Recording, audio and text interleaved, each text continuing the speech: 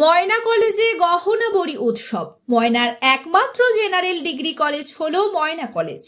ময়নার গর্ব, ময়না কলেজের ছাত্রছাত্রীরা 50 বছরেরও বেশি সময় ধরে শিক্ষা, সংস্কৃতি এবং খেলাধুলায় নিজেদের প্রতিভার পরিচয় দিয়ে আসছে।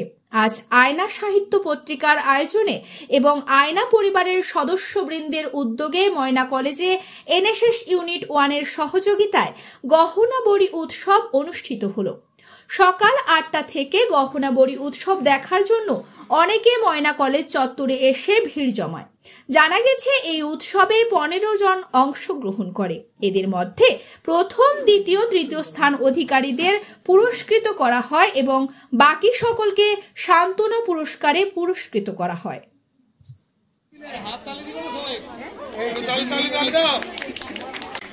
রিয়া ভৌমিক,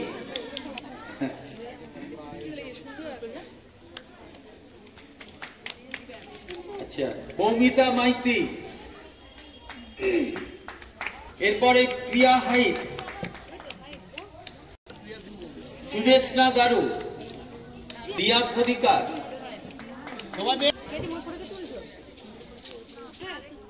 এবারে সুমনা পাত্র। আচ্ছা, এবার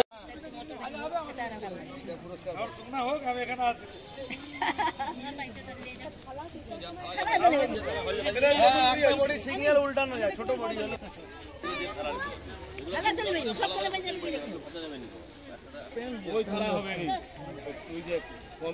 ব্যাপারটা হচ্ছে এই গয়না বড়ি উৎসব ময়নাতে হতো, দীর্ঘদিন ধরে চলে আসছে আয়না পত্রিকার আয়োজনে, এবং এর আয়োজনের মুখ্য যিনি আছেন, ভূমিকা যিনি আছেন, তিনি আমাদের বাংলা বিভাগের অধ্যাপিকা ডক্টর পারভিন বান।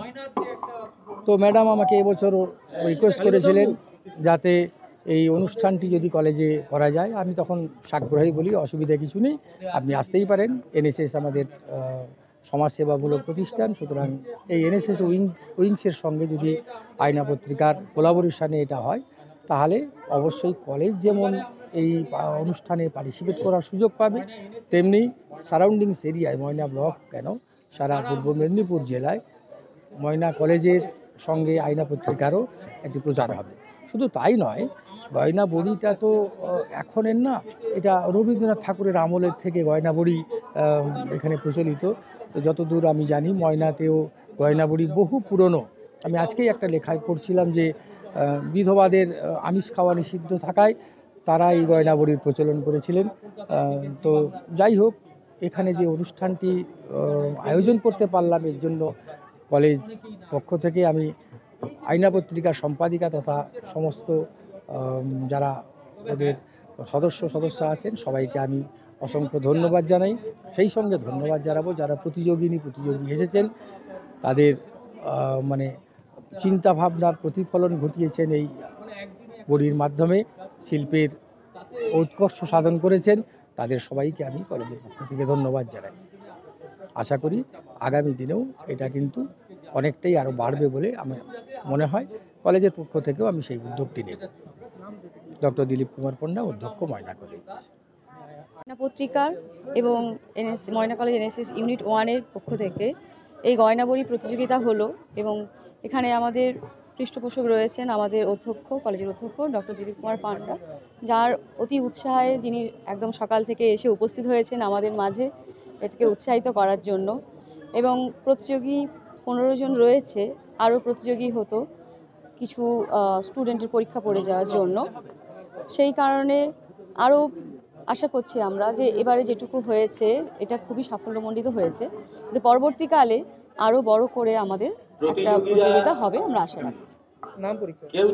আমি ডক্টর জয়িতা প্রামাণিক, আমি এনএসএস ইউনিট 1-এর প্রোগ্রাম অফিসার। আজকে আমরা গয়না বড়ি উৎসব আমরা কলেজের এনএসএস ইউনিট 1-এর সহযোগিতায় এবং আমাদের অধ্যক্ষ মহাশয় ডক্টর দিলীপ কুমার পাণ্ডা মহাশয়ের আন্তরিক ইচ্ছায় এটি আমরা অনুষ্ঠিত করতে পেরেছি। আমরা গয়না বড়ি হলো ময়নার একটি ঐতিহ্য।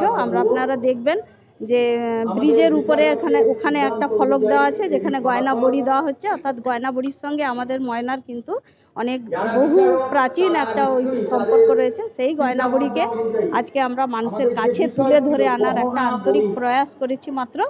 আশা করি মানুষের মনে এটা দাগ কাটবে এবং সবাই এগিয়ে আসবে এই সংস্কৃতিটাকে রক্ষা করার জন্য। ধন্যবাদ। আমার নাম পারভিন বানু, আমি পত্রিকার সম্পাদিকা।